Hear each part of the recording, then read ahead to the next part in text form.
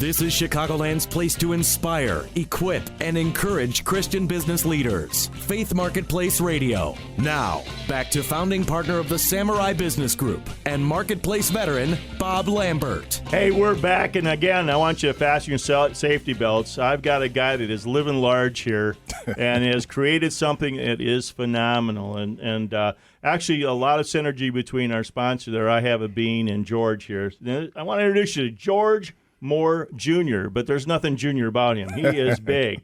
And it's founder of Legacy Reentry Foundation. It's a not-for-profit organization for the purpose of helping the formerly incarcerated and anybody who needs a second chance reintegrate back into society by providing relevant resources and godly direction. Though through his personal experience with incarceration and the obstacles that he faced in returning to society, God led him to start a ministry entitled King in You in 2007, where he engaged and challenged people of all walks of life to raise above their past and to embrace their future in Jesus Christ. Through his written books, speaking engagements, and ultimately the weekly class that he teaches as a chaplain at the Lake County Jail. Boy, right there in the hood. In 2015, he was inspired to incorporate others into ministry by reentry and to live a legacy beyond himself by forming a faith-based not-for-profit entitled Legacy Reentry Foundation.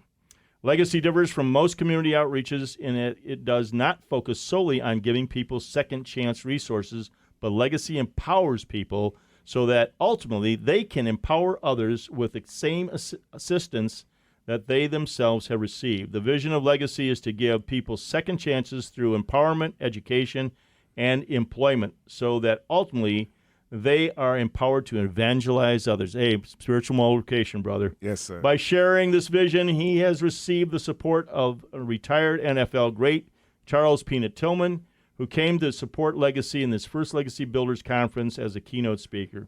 And he has received a fully furnished facility by a private donor where Legacy is now able to call home, provide relevant resources. God continues to show his approval for both the vision and the ministry of Legacy Reentry Foundation. George, welcome. I've been waiting for this interview. This is awesome. Hey, Bob, me too. Yeah, let's tell the folks real quickly a little bit of your background. What would you come out of bouncing baby Christian boy and all that, or what was that all about? I think with my grandmother, maybe. Okay. But that all changed as I grew. I lived in Richmond, California. Okay. You grew up in California? Partially. Okay. And so most of my life, high school years, I lived out there. Did the things that most people do in that type of environment. Sold drugs, house invasion, and drive-bys and all kind of things that we did. Yeah. Wow. And barely lived. And I said to myself, God has some knowledge of him. If you kill somebody in my family, I'll get saved. If you do something to somebody else, if something drastic happens. And so the person who actually died was me.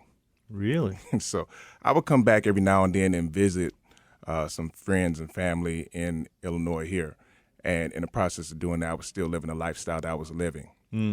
Females, drugs, crack cocaine, sold a little bit, smoked a lot, weed, and all that kind of stuff. Well, in the process of doing that, met an underage female. She told me she was 17, and you know how that story goes. But I fought that case for 2 years. In the process of doing that, I gave my life to Christ. Wow. Really? It was too much. The pressure. I saw Shawshank Redemption. I said, no, that's not happening to me. If I die, and I'm going to die if they try to do something, then, hey, I'm not going to jail and I want to go to heaven. And I know about heaven, so let's do this right. Well, in the process of doing that, I lost the case. And Judge John T. Phillips, knowing the facts of the case and who lied and some of the particulars, said, you know what, this young man does not deserve to go. But God knew better. I figured if I went to jail for anything else, I would have had stripes. And so God knew my mentality. So he sent me to jail for something that you wouldn't want to go for. And in the process of doing that, I went to Graham, Joliet, Menard. And I was in there one day with a guy named Droopy, and he came up to me, he was my cellie. He said, man, heard what you in here for? What's going on, man? We didn't check the internet and all that. And I said, man, how did you do that? And I told him my whole story. And he said, you know what? Because we've seen you live the lifestyle that you talk about in here, you don't have anything to worry about. Mm. And so from then on, I preached the gospel in prison. They called me the chief of the neutrons. Those are the Christians in jail. So anyway, I did well, and there's some people who were in there in prison with me who are now out here and saw how I conducted myself. Okay. And so it was all God. And then, there's some people who say, you're just doing this because you're going to jail. Mm-hmm. And then I got to jail. Then Right. there's some people saying, you're just doing this because you're in jail. Mm-hmm. Then I got out of jail. Okay. Then when I got out of jail, I was on parole for about 10 years or so. And then when I got off of that, it's like, okay, now why am I doing it? Yeah. And so continue to preach the gospel and experience many challenges in trying to find a job, employment, Right. place to stay, all that. Right. And those challenges caused me to look for resources, to talk to Coalition to Reduce Recidivism and the Waukegan Township and Safer Foundation and different organizations who helped me. And I got a lot of information out of them. Mm-hmm. And so, God led me to then share that information with other people. And it was just a blessing. I want to go and help other people, with the same challenges that I had. Mm-hmm. And I was able to get into the jail. Thank God for Mark McCorley, Yeah. and Rick Riddle, who blessed me to get in there and just share my testimony in little books I wrote and Okay. poetry. And when I got in there, as a mentor, they did move me along, and I became a chaplain. Wow. And then they gave me my I'm own getting class. goosebumps. This is a heck of a story, man. It's a lot. I'll try Yeah. to summarize it, Yeah. but he gave me my own class. I teach it every week now, Mm-hmm. and so I'm excited about that. And then I said, well, God, how can I help other people? Because God is a generational God. Mm. My pet peeve is if it stops with you, then it's a man-made vision. Mm. No church, no entity, no building, no marketplace vision should stop with one person. Mm-hmm. And so God gave me legacy. Ah, I love it. And so, and therefore, Reentry is a ministry in my heart. It's a ministry in helping returning citizens. And so, That's what. Yeah. Now let's do that. Let's stop you right there because you just made a phrase. Let's make sure we sing this one real loud. What you just called them? Who was that? Returning. Yes, like Jennifer said earlier, returning citizens. Yes. When we tend to put labels on people, Right. Inmates formerly incarcerated. Right. Nothing wrong with that because sometimes, to be quite blunt, it is what it is. Right. But what we want to do, I started a program called Adopt a Returning Citizen. Mm. And we want the church to be first and foremost at the front line of helping people who've been incarcerated with the mentality of let's follow up Okay. with them. Let's not let's not just give them resources. Let's, and I use the term adopt because it causes more responsibility. Yes. And therefore, the church needs to be first and foremost in Right. that and doing that. Right. And so we started that, and that's where the returning citizen thought process has come from. We've heard it before, Safer and many other people, but we've adopted it ourselves. Okay. And we use it I often. love that terminology. I just think it's fabulous because you're absolutely right. They're stripped of everything, weren't you, George? You were stripped of everything, your identity, ID, all this kind of stuff. Yes. And what a waste of a resource. And because what I've meant is, with the criminal element, there's very thin line between the right side and the other side, and there's some brilliance there that if it was packaged and given a different direction, could be doing stuff for good versus having to do it for evil. I could say so much about that. Yeah. My heart is for people to understand. I've talked to many about the fact that, hey, he did the crime, she did the crime, why not do the time? Mm-hmm. Well, you could, God forbid, back out of your driveway, hit somebody, and now you're going to jail. Right.